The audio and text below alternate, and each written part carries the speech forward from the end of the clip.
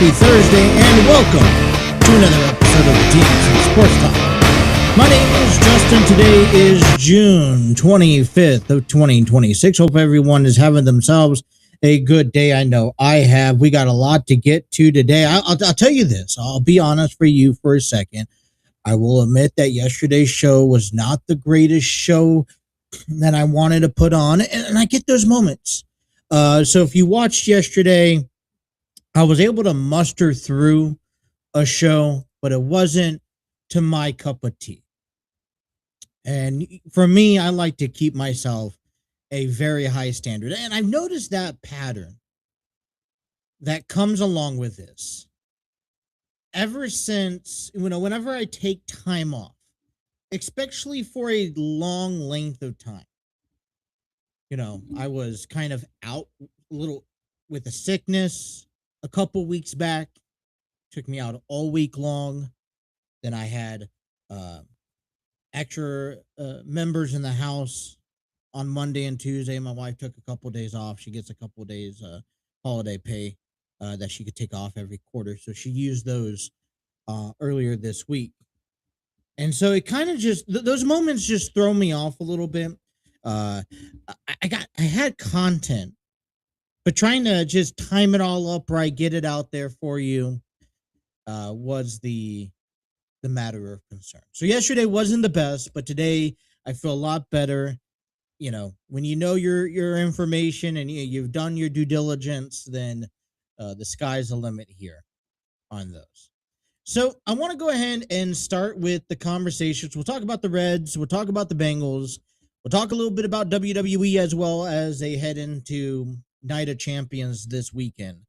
But I want to start with NBA. Obviously, this week there has been a whirlwind of, you have the NBA draft, which this early on into the offseason, there's no horsing around. That's one thing that I've learned with the NBA is that teams are going to make moves, are going to trade now so that they can focus on their draft pick. Earlier this week, we were granted the blockbuster news that kind of skyrocketed. Okay, it was the news that was the focus point of the NBA heading into the offseason. And it's one of those domino effects like you see in every other sport, where Giannis is the guy. He is the player. Whether he has red flags or not, he is one of the top players in the league. And a lot of other trades, a lot of other deals that are to be made kind of stand off and wait for Giannis and that decision to be made with the Bucks. Obviously, we learned that Giannis went to Miami, and I put an article out there. You can read it on the TNC Sports Talk Facebook page about the grades I gave Miami and the grades I gave the Bucks. And I think a little bit contents to that statement here. Won't spend too much time on it. But the Bucks obviously waited way too long to make their decision. They could have got more for him a year ago or even at the trade deadline than what they would have been able to get to him this year or right now, right here, right now. And it took me by surprise, honestly, to see Miami Heat, out of all the teams, to be the ones who banked in. They cashed in. And so the Bucks just waited a little bit too long, and, you hope that they could bounce back, and, that's questionable. So I gave them a pretty low grade because of it. But see, Miami is not out of the heat. No pun intended. Miami is dealing. They cashed in all the chips for a guy who has a consistency of injuries that linger among him. Miami is notorious of having those, you have Shaquille O'Neal and LeBron James, and, they make stars before they become stars. But the question that is asked in this deal that Miami is going to have to face in the future, and this is the only way that we know if the payoff is going to be great or not, is if they could get past the play-in, which means we kind of need a resurgence, a dominant resurgence, along with the rest of the team, which they're okay. Miami always finds a way to keep subpar talent. That's not the concern, but you put in all your future into this player who has injuries, and you're hoping that he's going to be able to get you beyond the play-in with what you have and be true contenders in the NBA playoffs. I did give them a higher grade because I did believe that anyone who can get Giannis, I think, is a deal. But it's what you have to give up. And like I said, it becomes, is this deal, is this going to pay off or not? Well, that was just the tip of the iceberg, because yesterday we saw a couple other transactions occur. And so the biggest one of them all, coming from last night, which actually took a little bit of shockwaves if you are an NBA fan, is the trade with the Minnesota Timberwolves and the Charlotte Hornets. Minnesota received LaMelo Ball and Josh Green in exchange for Naz Reid, the 2033 first-round pick, 3 first-round swaps in 28, 29, and 30, and 3 second-round picks, 29, 30, and 31. And that kind of came a bit surprising to me. Now, I was the one who would honestly sit here and say that I don't believe that LaMelo Ball is a top-tier NBA player. He's proved me wrong, especially from last year. In 72 games, the most he's played since 2022, he's averaged 20 points per game, 48 rebounds per game, 7.1 assists per game, a 36.8 shooting, 10.3 3-point attempts per game. And he's 9th in assists, 2nd in 3-pointers. Last season, LaMelo Ball quickly turned things around and presented the case that he is a true NBA player, that he should be among at least a good conversation piece for teams who are sought out to be. Now, I didn't think that Charlotte was on the opposition of selling. I know there's been conversations in the past, but Charlotte came from 4-14 to begin the season and had a 40-14 run after that, winning 44 games, the most since 2016. Now, Charlotte has not been a team to really make a splash in the playoffs. And with LaMelo Ball, and especially the season he's had this year, he's on the rise. And with Con Nupel and Brandon Miller, you would think that Charlotte has a fighting chance to improve, to gain, and to add on. And yet we now see a trade that I think, look, to me, the Hornets got a lot back.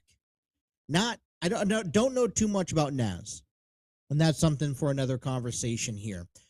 But they got a couple of great swaps and draft picks and future draft picks. So they have found themselves a talent that really progressed. Gambling saying, maybe maybe this is a one and done. Maybe, he's inconsistent. Maybe he has had one of his best years and now he's capped out. So let's trade him and get value while he's ahead because we're uncertain if he could have a repeat season. That's the only assumption I come up with. And they capitalized. 3 second-round picks, 3 first-round swaps, and a 2033 first-round pick down the road. So they're banking in on the next, 9, 10 years that they can draft some really great players from the college level or even high school. On the other hand, Minnesota Ball gets to now team up with Anthony Edwards, and that's going to probably be a conversation piece heading into this new season. I'll be excited to see what the duo has to offer. That wasn't the only trade that took place yesterday. Memphis Grizzlies received Isaiah Stewart, and Detroit Pistons received a second-round pick in 2029, a second-round pick in 2031, and a second-round pick in 2032. Isaiah Stewart adds front court depth to Memphis. Detroit already remarketing or opening up. Detroit's opening up the space, the cap space, for their future guys that are going to cost a pretty penny. While Memphis is now remaking their roster and thinking that, hey, Isaiah Stewart's going to be a really good front runner depth in all of it. I don't say why not. So that was another trade. And then we learned that Austin Reeves re-signed with the Lakers on a 4-year, $185 million deal.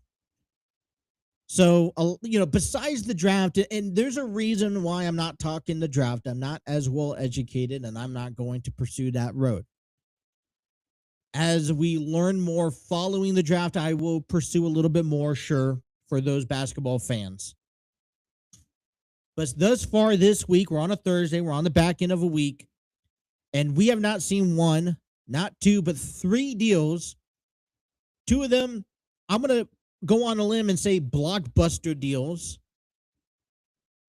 Expected to see these deals early on.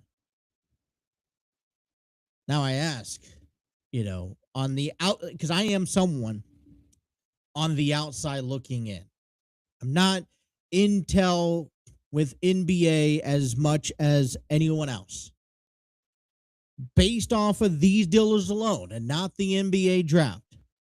Okay, based off of these deals alone, what has been the biggest and baddest trades that we've seen thus far? Remind you that LeBron James is still floating in the air. And it's kind of, I'm going to say, laughable to see the Lakers offer Anthony Reeves, not saying that he is invalid to receive $185 million over all those years. Let me put that one. 185 divided by 4. That's 45, a little bit above that, plus change per year. And then if they are anticipated of re-signing LeBron James, that's a whole nother hoopla. But man, NBA has been moving right along. It's exciting to watch. So, as more deals to come, we will give you more information along that list.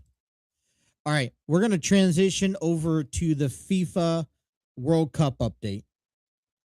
Yesterday, June 24th, there were 6 matchups, and none of them tied. So let's get you down to who's won and who's lost. In yesterday's content, Switzerland has beaten Canada 2-1. Bosnia beat Qatar 3-1. Brazil shut out Scotland 3-0. Morocco defeated Haiti 4-2.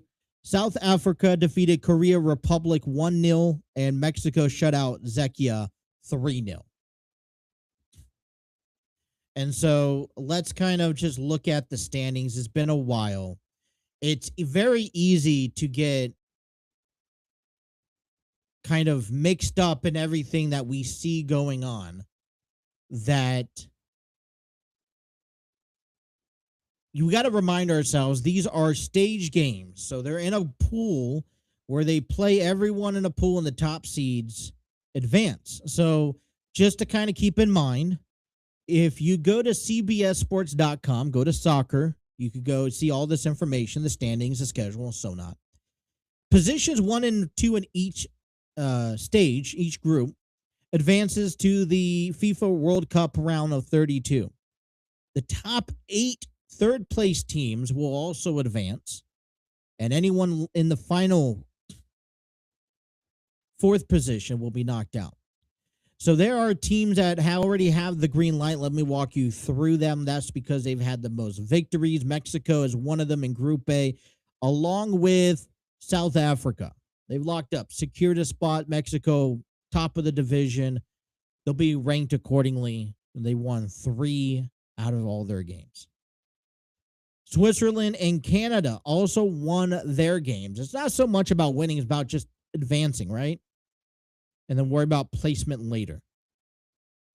Brazil and Morocco has both clinched with 2 wins and 1 draw.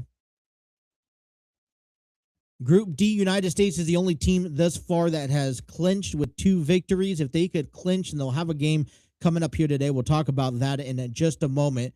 They'll have a chance to clinch that first round. And it's important because we got to understand that if you're the first team in each group, you have more days off, more rest time, less games that you have to play.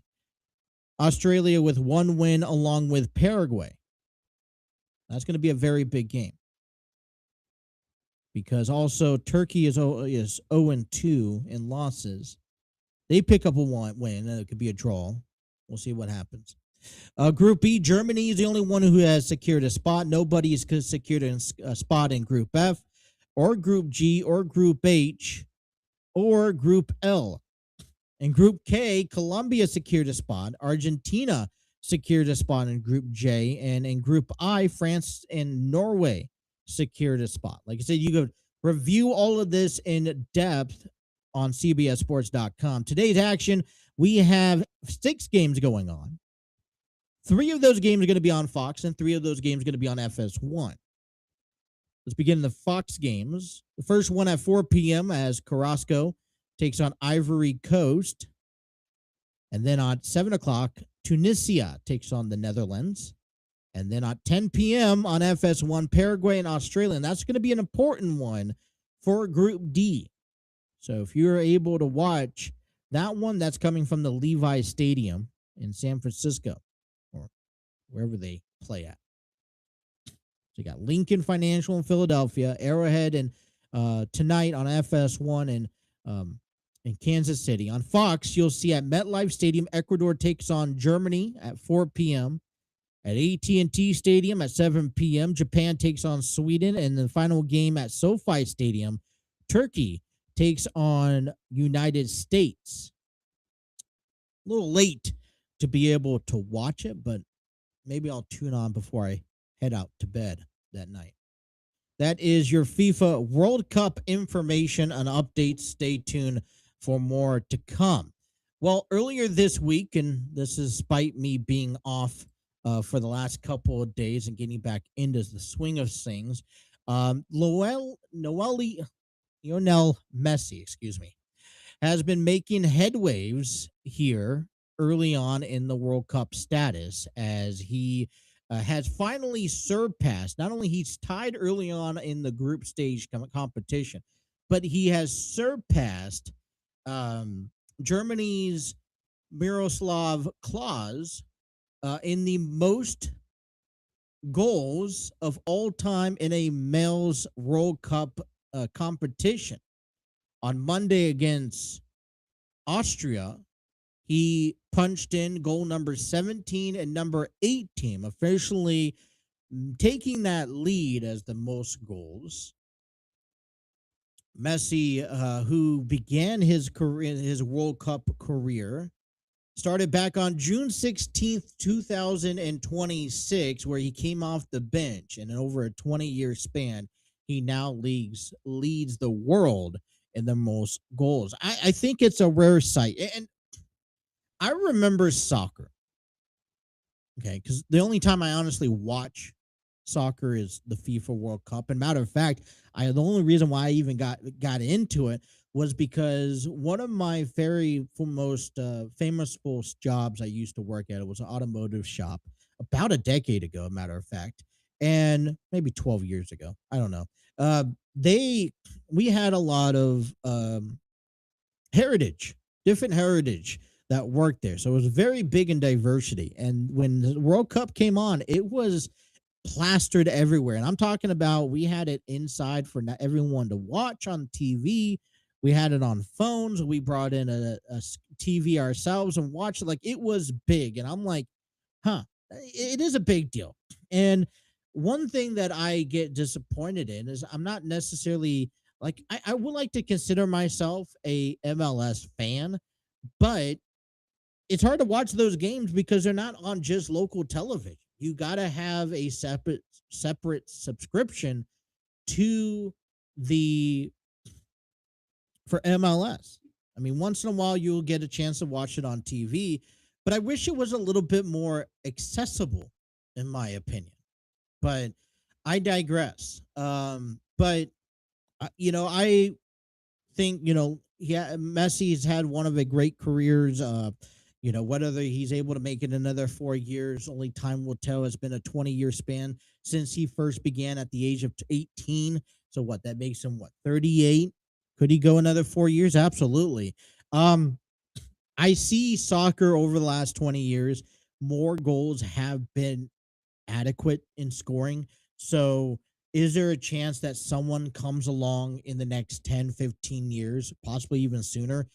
I wouldn't say sooner, but over the next period of time and have a chance at breaking Messi's record? Absolutely. The game's always evolving. This far as of today, before any games are played, today, June 25th, a total of 161 goals over all the games.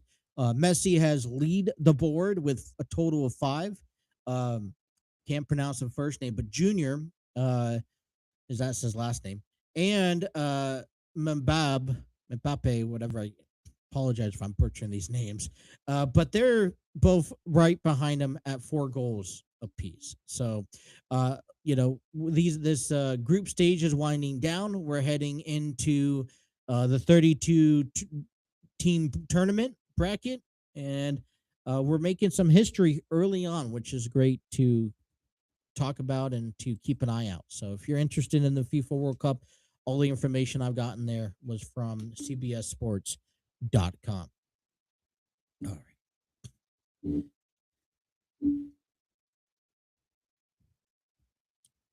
So we got to address the elephant in the room.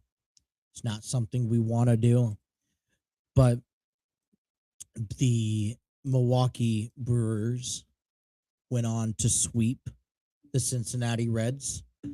They won yesterday 6-5.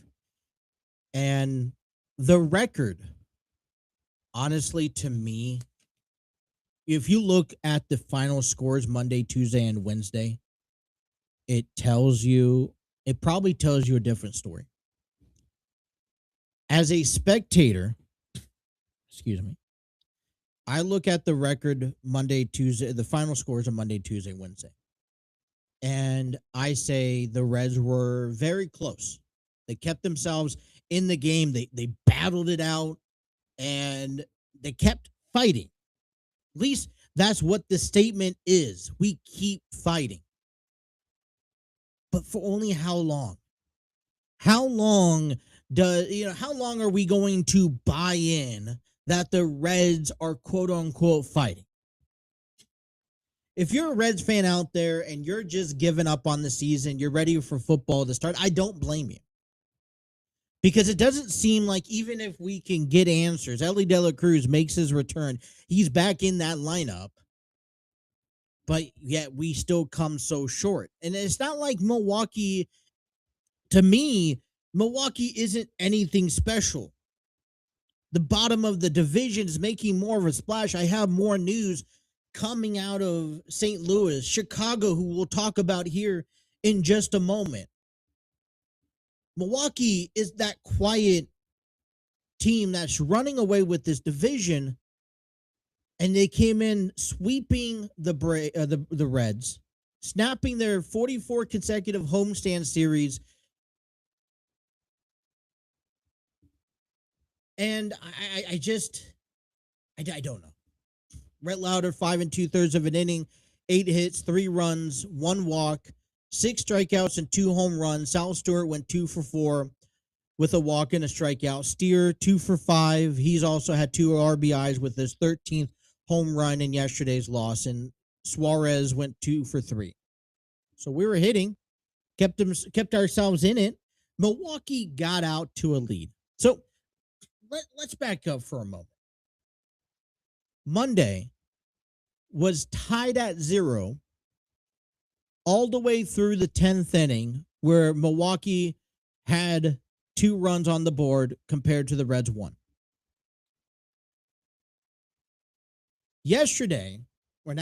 Tuesday, Milwaukee had a 2-0 lead and shut out the Reds. Yesterday, the Brewers had a 6-1 lead at some point. The Reds came back, but was too long, too far too late. So you ask yourself where you go from here. How do you fix yourself? This is supposed to be a time of the year where you say, you know what? Ellie De La Cruz is back from injury. That's great. We see our starting pitching phenomenal, and Hunter Green, who's about to have another rehab assignment game or maybe 2 at best, expected to return in the next couple of weeks, probably a week. If I could put a time, date, and stamp, I think the expectation is to have Hunter Green come back, not this weekend, but next weekend when we come home, 4th of July weekend. You got, the Baltimore Orioles coming into town. It's a Friday, Saturday, and Sunday. Hunter Green comes back, and right before the All-Star break, he has his first outing, maybe 2. That's what I would like to see, maybe even 3. But there should be some excitement within this ball club, and there's just not. And you ask yourself, where do you fix it? Well, one of the scenarios that I've heard a lot of people around town talk about, and I got to agree with them, comes from, well, what could we trade for? Could we trade for anything? And the answer is not unless we're willing to give up our talented players that are performing today. Let me explain.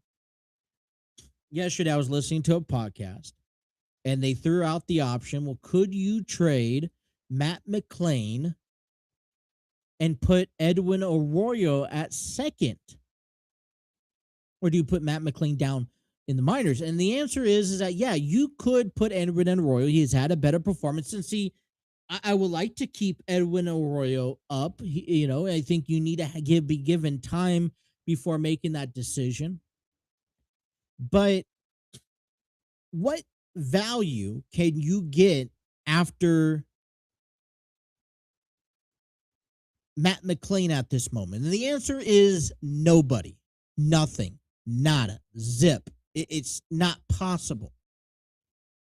And so the desire to trade is like, well, we don't have no one. The players who we have to give up are the players who are making this team and keeping us as afloat as possible. And you really just don't have any options. And I feel like we're kind of stuck in a conundrum.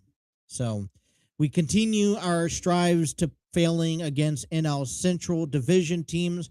It goes on as we have a day off today. We're headed up north to Pittsburgh, Pennsylvania. We'll have a 3-game set against the Pirates over the weekend. Hopefully, we could turn something around and at least take a game, if not two. I mean, what is more frustrating is when we could go into the Bronx, one of the best teams in the American League, go in and beat the Yankees, take 2 out of 3, and then drop the entire series to the Brewers. It's gut wrenching. Is anytime you get a little bit under your feet to motivation, the sense of confidence, all those runs we put up last weekend, well, they're not gone for none. And then we got to go into Milwaukee next week, by the way, and we got to face the Brewers in that. So we'll get you guys ready for the weekend series tomorrow.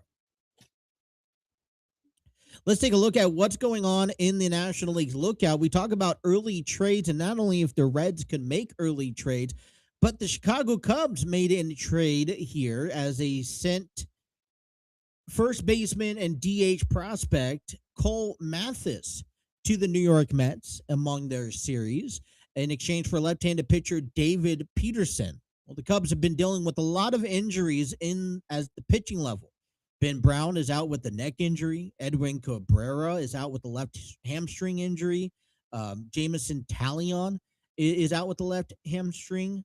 Cade Herndon is out with the right UCL surgery. Justin Steele with a left elbow flexor strain. I mean, Matthew Boyd made a comeback.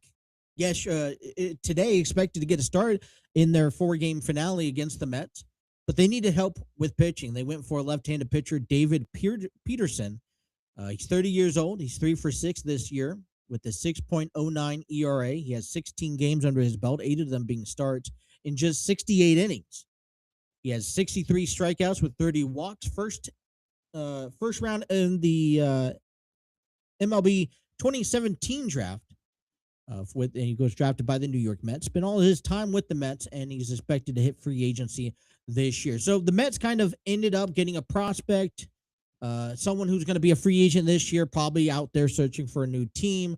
The Mets weren't interested at this time, so they dealt with him, got a prospect back, and the Cubs look to help themselves in a division, make a bounce back in the division. We're still up for grabs, not that far away. Still a lot of baseball left to be made. So you just ask yourself, if you're the Reds, can you, and if you can make a deal, something similar to that? And when do you peel off the Band-Aid to make it? Do you wait until July 1st? Or can you make it now before the All-Star break, given these fans, these players, these coaching staff, someone a sense of hope in all of it? The other news that has been spiraling, the Cubs have been always in the news market.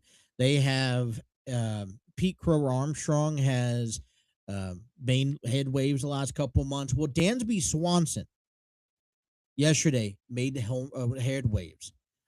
He is the first player since 2016 who's reached 15 RBIs in the series, and the series is not even done yet. The last person who has hit or has reached 15 RBIs in a season or in a single series was the Washington Nationals' Danny Espinosa against the Reds June 30th through July 3rd.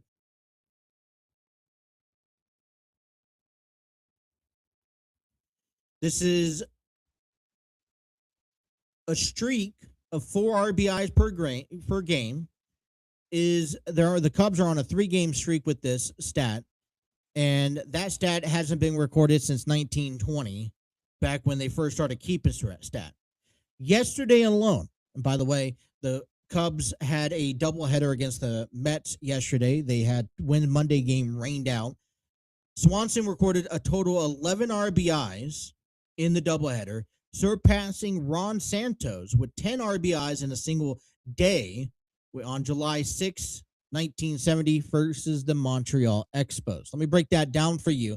With Monday off with a weather inclement, the Cubs won Tuesday, 9-6 final score. Swanson went 2 for 3, had 4 RBIs and a home run, his 9th of the year. In game one of the doubleheader, the Cubs had beat the Mets 10-3. Swanson went 2 for 4. He had 7 RBIs with 2 home runs, making his 11th of the year. And then last night, the Cubs won 10-5. Swanson went 3 for 5 with 4 RBIs and a triple. In a 3-game set thus far, he's recorded 15 RBIs, and yet the Mets and the Cubs have one more game tonight. 7:10 first pitch. Matthew Boyd, who's coming off of an injury, is going up against Freddie Peralta. I'm only assuming, I don't know the schedule out there yet, but Dansby Swanson's going to be in there looking to have some fire stuff. Don't you wish that the Cincinnati Reds could share some stories? Around the NL Central elsewhere, the Pirates beat the Marlins by the Mariners, by double digits, 11-1, and the D-backs beat the Cardinals 9-4. Today, at 12:35, just getting underway, the final game of the series between the Mariners and the Pirates are underway. And then tonight, the D-backs and the Cardinals, first pitch at 7:45.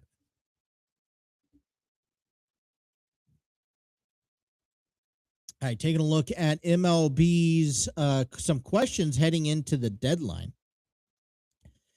And I'm just going to the deadline here, as we want to start focusing our attention, August 3rd at 6 p.m. Eastern Standard Time. So 3 o'clock out there on the West Coast. Well, here's a question. Any sense for what the beloved Red Sox are doing with Sonny Gray, Aroldis Chapman, Jarren Duran, and others? Well, the trade, obviously the Red Sox aren't playing well this year. They're on pace for 66 wins if they continue. Okay. And that means something that they tried to do last year at the trade deadline. Well, they came into the halt because they turned things around. This year seems, unless they could turn things around, it looks like they may become a team to sell. I know we've had the conversations earlier this month about possibly the Reds could be acquiring about Aroldis Chapman, at least on my conversation pieces.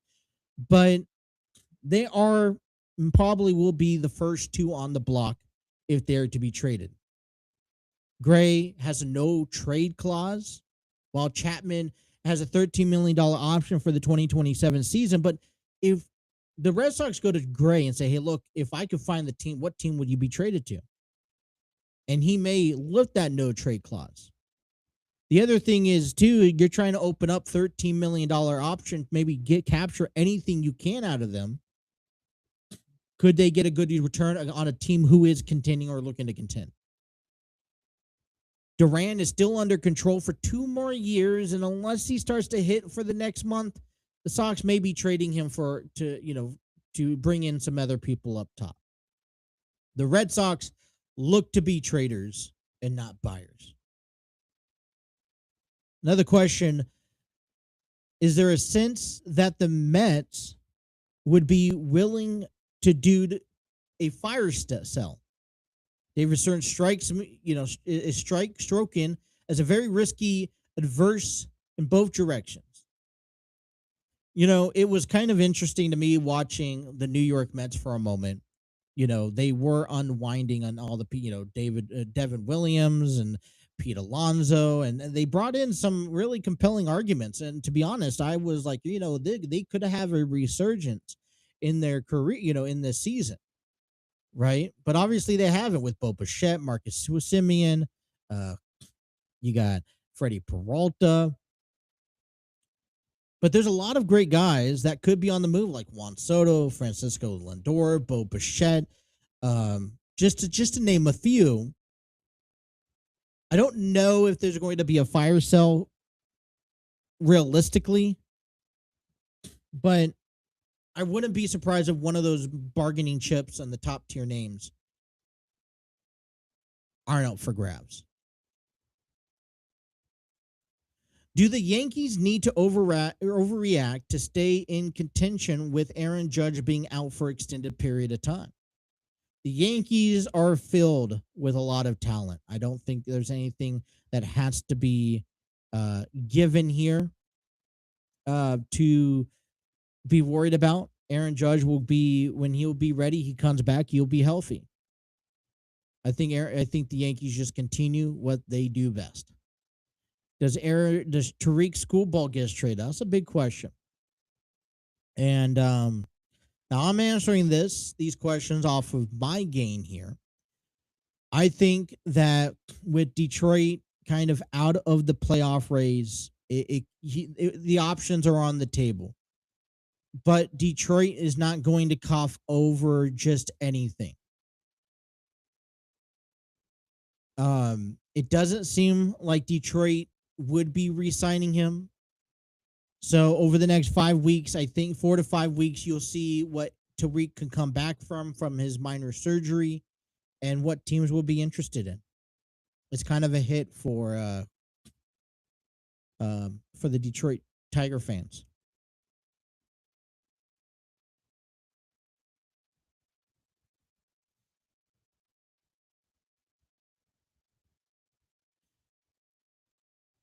Let me see what else is here.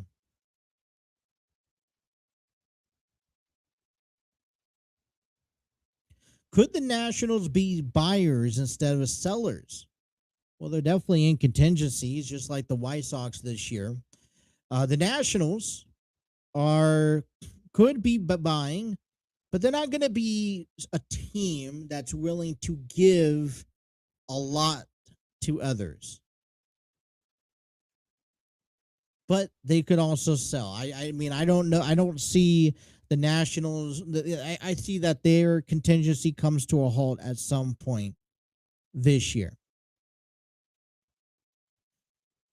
So just a few questions. All these questions were provided from an article that Mark Feinsand wrote on MLB.com. I encourage you guys to read out those questions. I answer them based off of my intuition, and we'll go from there. So that is that. You guys can read that article at your own time. I'm moving along to NFL conversations. And, earlier we've seen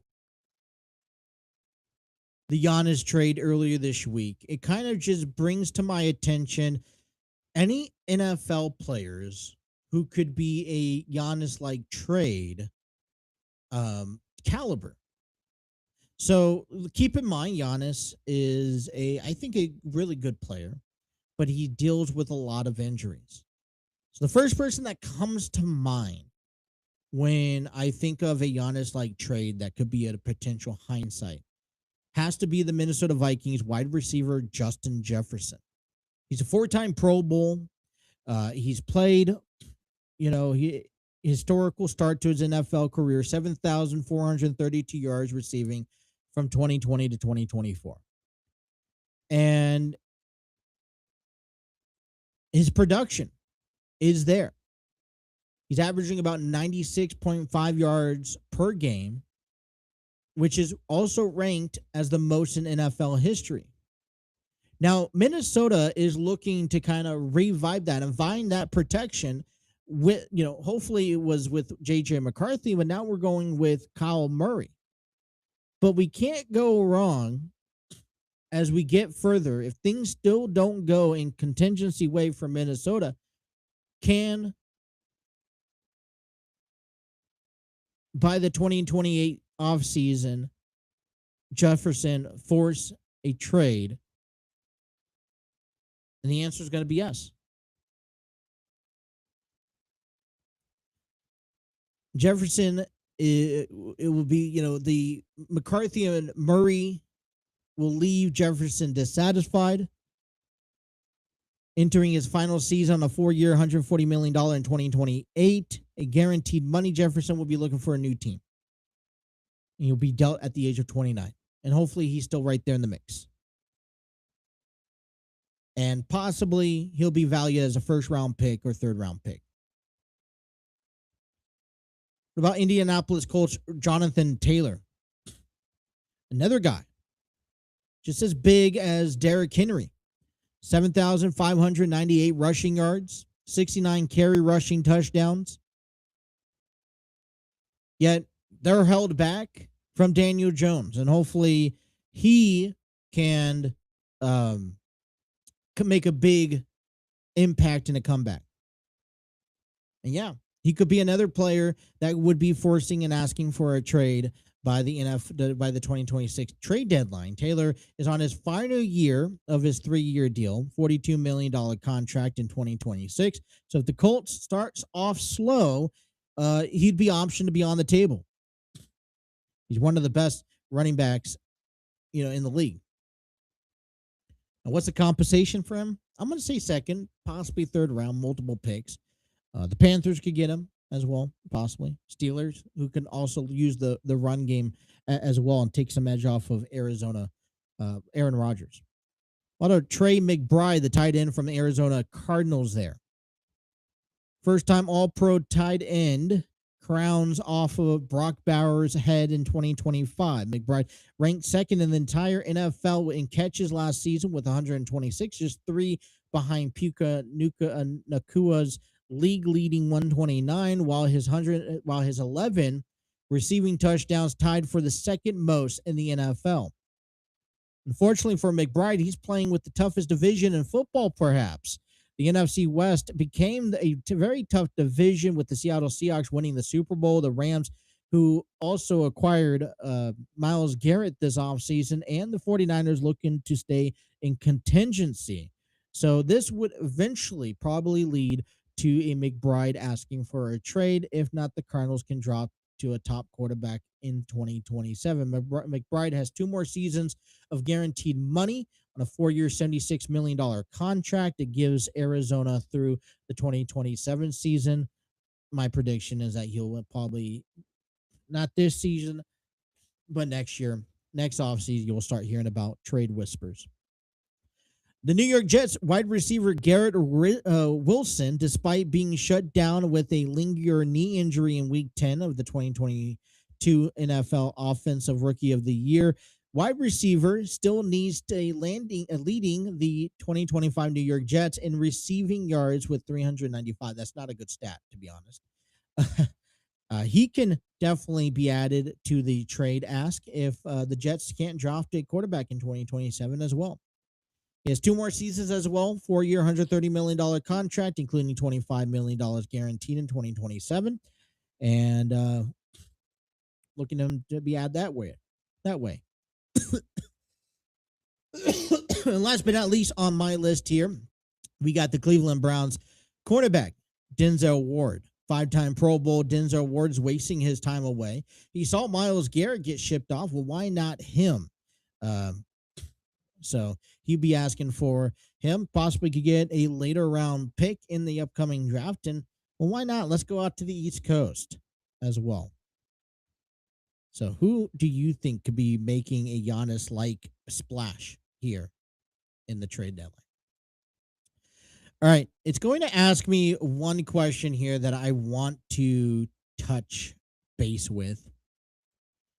And I had a couple more segments, but due to time restraints, I'm going to jump ahead because I want to know, the Bengals are in this hibernation.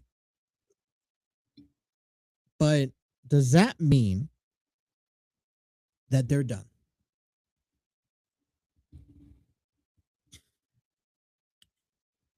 Is the Bengals offseason coming to a flourish?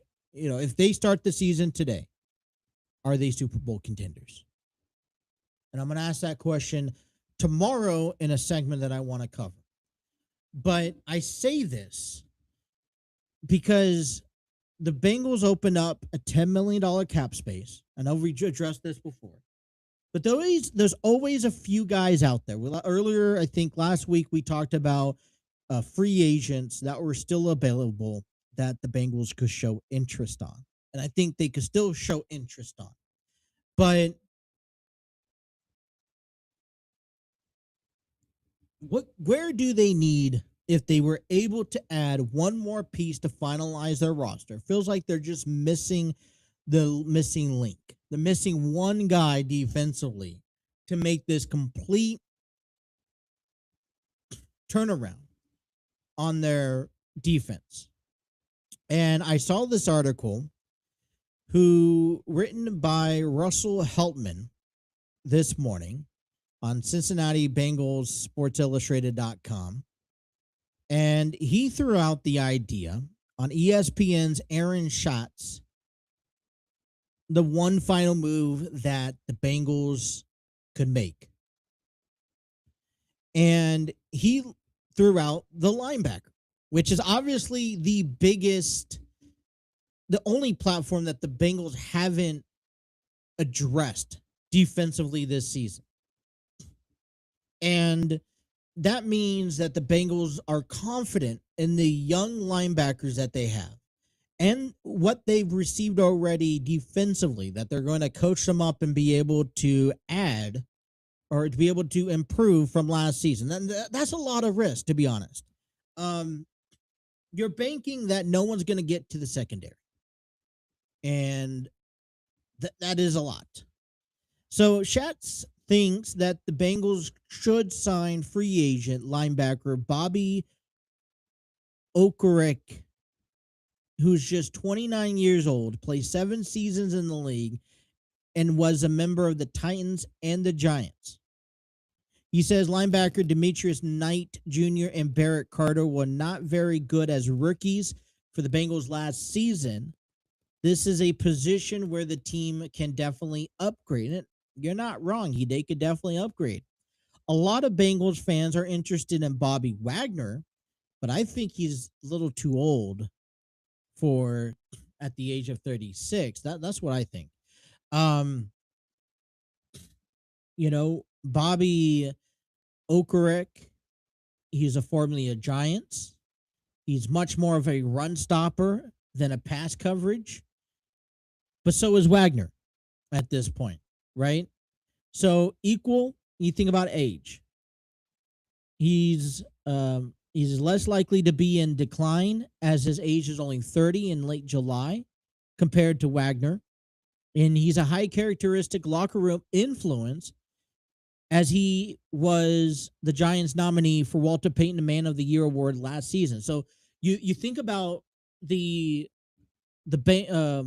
what Dexter Lawrence provides to the table, the influence and the impact he's already having on these younger guys. And I think that's great. I love seeing that. To find someone like Okereke to come in and just take these 3 or 4 linebackers, young, potential as well, especially that the fact that the Bengals believe in them, the front office does, and just bring in his Walter Payton Man of the Year award influence, I think elevates and completes this. I mean, just that alone. I'm not saying Wagner is not a influencer, but it's kind of hard.